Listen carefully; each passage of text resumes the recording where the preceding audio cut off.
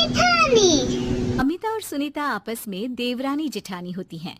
शादी के कई साल बाद भी अमिता को कोई औलाद नहीं होती, लेकिन शादी के 1 साल में ही देवरानी सुनीता को एक प्यारा सा बेटा होता है। अरे सुनीता, तू तो सीधी है। क्या सारा दिन अपने बच्चे को उस अमिता की गोद में डाली रहती है? देखती नहीं, खुद का बच्चा तो है नहीं। अरे कहीं तेरा बच्चा भी। कैसी बात कर रही है माँ जी? अभी उनकी शादी को भी तो सिर्फ 5 साल ही हुए हैं। कई लोगों को तो 10-10 साल बाद भी बच्चे होते हैं। सास को सुनीता की बात अच्छी नहीं लगती। वो अमिता के पास जाती है। देख अमिता, घर का काम करा कर। सुनीता का एक तो छोटा बच्चा, वो बेचारी घर को चिराग भी दे और सारा दिन किचन में खटती रहे, और ऊपर से तू आराम करे। दीदी, खाने में क्या बनाना है दोपहर को? मैं किचन में जा रही हूँ। अरे नहीं नहीं, मैं हूँ ना, मैं खाना बना लूंगी। अरे खाना आप बनाएंगी तो मुन्ने को कौन पकड़ेगा? अरे तू पकड़ेगी, मैं पकड़ूंगी। भाई माँ ही तो मुन्ने को पकड़ती है। तू काम करे और ये मुन्ने के नाम पर आराम। अरे नहीं नहीं माँ जी, मैं माँ हूँ माना, लेकिन अमिता दीदी का प्यार भी कम नहीं है। सारा दिन भी नहीं खिलाएंगी तो रात को नींद नहीं आएंगी इन्हें। अरे तो दूसरे की औलाद तो दूसरे की होती है ना। ला अमिता, मुन्ने को मुझे दे दे। लेकिन जैसे ही मुन्ने को सास गोद में लेना चाहती है, वो उनके पास जाने से इनकार कर देता है। अरे काला जादू कर दिया है इसने। बच्चा किसी के पास आ ही नहीं रहा है भाई। माँ, इसे काला जादू नहीं, प्यार कहते हैं, जो दीदी मुन्ने से करती हैं। अरे हाँ हाँ, हम तो दुश्मन है ना इसके, जो ये हमारे पास नहीं आ रहा है। अरे सगी दादी हूँ मैं, पूरी की पूरी कोठी इसी के नाम कर जाऊंगी। अब बोल, अब भी प्यार है क्या इससे? अमिता को सास की बात पर गुस्सा आ जाता है। वैसे भी माँ जी, पूरे घर में यही एक चिराग है, तो आप इसे दे या ना दे, सारा कुछ इसी का है, चाहे वो मेरा भी क्यों ना हो। हाँ हाँ, अभी तो बड़ी जबान चल रही है, लेकिन जब घर पूरा इसके नाम होगा ना, तब पता चलेगा। अमिता और सुनीता दोनों ही मिलजुल कर रहती थी, इसलिए सास की बात का दोनों को ही बुरा ना लगता। मिलजुल कर काम करती और हंस खेल कर रहती। अरे बेटी, तेरी दोनों भाभियों ने तो मुझे साइड कर रखा है। अरे दोनों में इतनी पड़ती है कि मुझे तो डर लग रहा है, कहीं एक दिन ये दोनों मेरी बात मानने से इनकार ही ना कर दे। अरे तो खेल खेलो और दोनों को अलग कर दो, इस पे कौन सा गणित लगाना है माँ? हाँ हाँ, ये तो है, चल देख लेती हूँ मैं।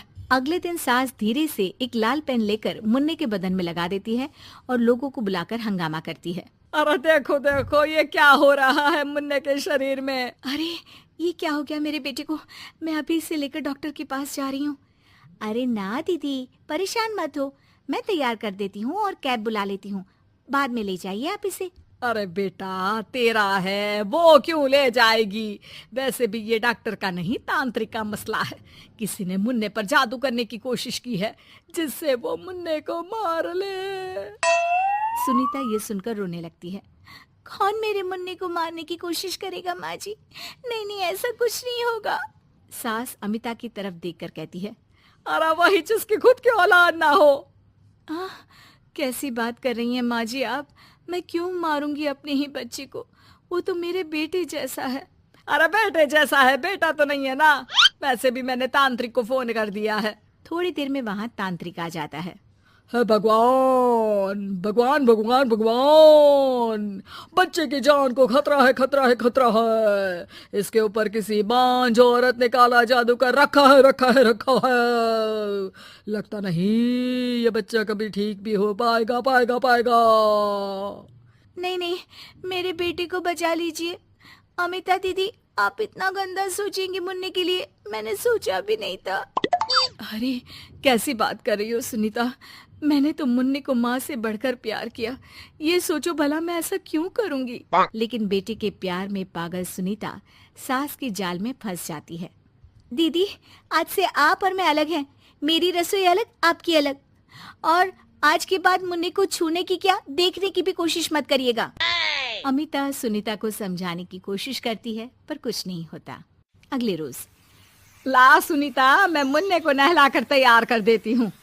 नहीं नहीं माँ जी, मैं नहला देती हूँ। लेकिन जैसे ही वो मुन्ने को नहलाने लगी, पेन के निशान एक एक करके निकल गए। अरे माँ जी, ये तो किसी ने पेन से निशान बनाए थे। देखिए, जैसे ही मैंने मुन्ने को नहलाया सारे निकल गए। अब अरे नहीं नहीं बहू, ये तो बाबा का कमाल है कि बच्चे के ऊपर से ये साया धुल गया। लेकिन ये क्या माँ जी, मुन्ना तो रोया ही जा रहा है, न खा रहा है न दूध पी रहा है, बस चाची चाची कर रहा है। अरे इतनी जल्दी उसका भूत नहीं उतरेगा इसके सर से, मार मार कर खिला। जी माँ जी। लेकिन सुनीता का बेटा, जिसे अमिता से बेहद प्यार था, वो उसके पास जाने की जिद में ना खा रहा था ना पी रहा था। उसकी हालत बिगड़ती ही जा रही थी। हार कर एक दिन, माँ दीदी दिखाई नहीं दे रही है, क्या वो मायके चली गई है क्या? अरे क्या पता कहाँ गई, रुक बड़कू से पूछती हूँ। ए अमिता कहाँ है? माँ जल्दी पता करिए ना, दीदी कहाँ है? मुन्ने की हालत दीदी के लिए खराब होती जा रही है। सुनीता मुन्ने को लेकर नीचे अमिता के पास जाती है। अमिता बिस्तर पर पड़ी होती है। वो कमजोर सी दिखती है। बड़ी आराम से सो रही हैं आप, यहाँ मुन्ने की तबीयत खराब हो रही है। वो जैसे ही अमिता को छूती है, अरे दीदी ये क्या हो गया? आपकी तबीयत तो काफी खराब है। मुन्ने के बिना मैं नहीं रह सकती सुनीता, मैं उसके बिना नहीं रह सकती। मैं कसम खा कर कहती हूँ, मैंने मुन्ने को मारने की ऐसी कोई कोशिश नहीं की। मैं तो खुद मुन्ने के बिना मर जाऊंगी। मुन्ना आप ही का तो है दीदी, मुझे माफ कर दीजिए। ये पकड़िए अपना बेटा। बड़बड़ाती जेठानी। सिम्मी की शादी एक जॉइंट फैमिली में होती है, जहाँ उसके पति राकेश के चाचा चाची भी साथ रहते थे। उनकी बहू मेघा सिम्मी की जिठानी लगती थी।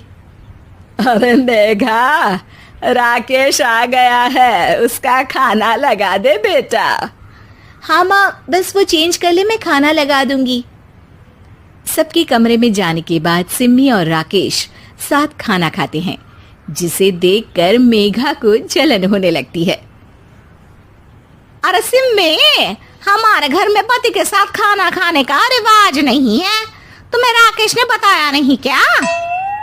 सिम्मी मुस्कुराकर वहां से चली जाती है कि मेघा सिम्मी की सास के पास जाती है।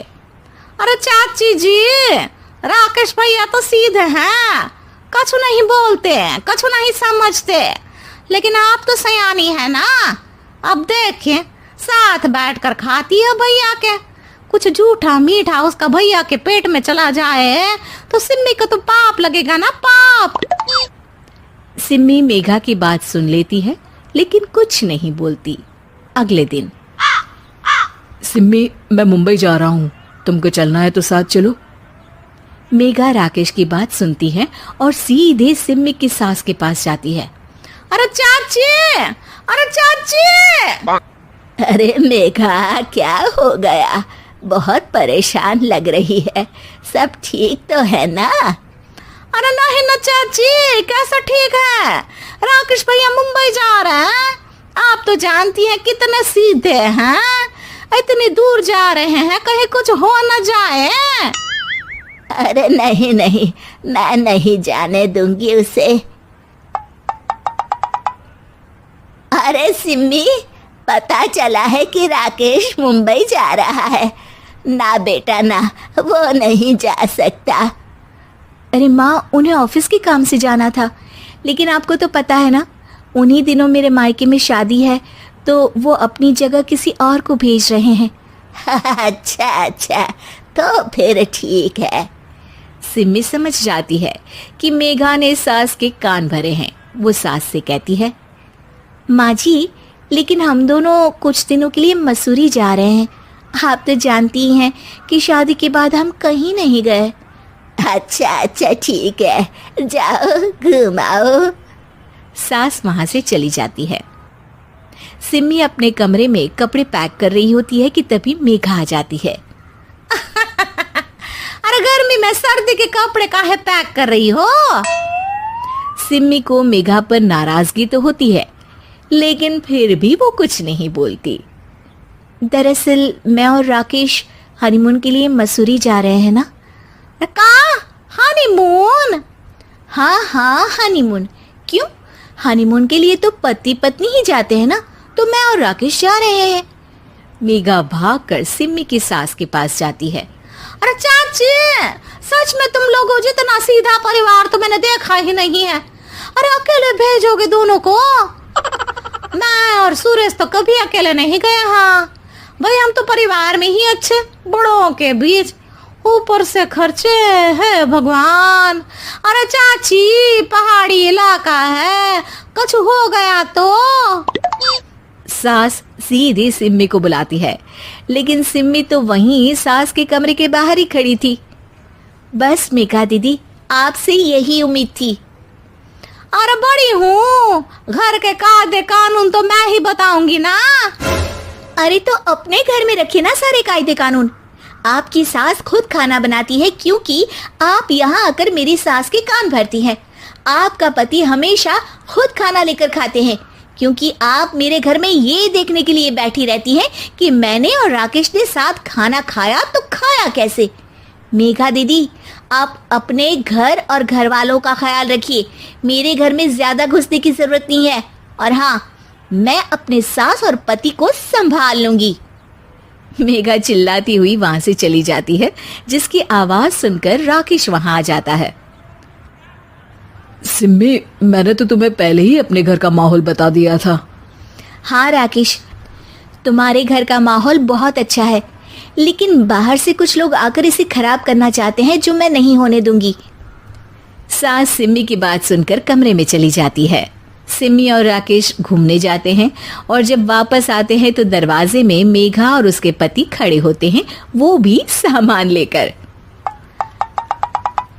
अब छोटे मर्यादा तोड़कर घूम रहे हैं तो हम काहे नहीं? अरे भाभी, तो आपको किसने मना किया है? वैसे भी 4 दिन की जिंदगी है, दूसरों के घर में ताक झाक करके बिताने से अच्छा हो मौज करके ही बिताओ।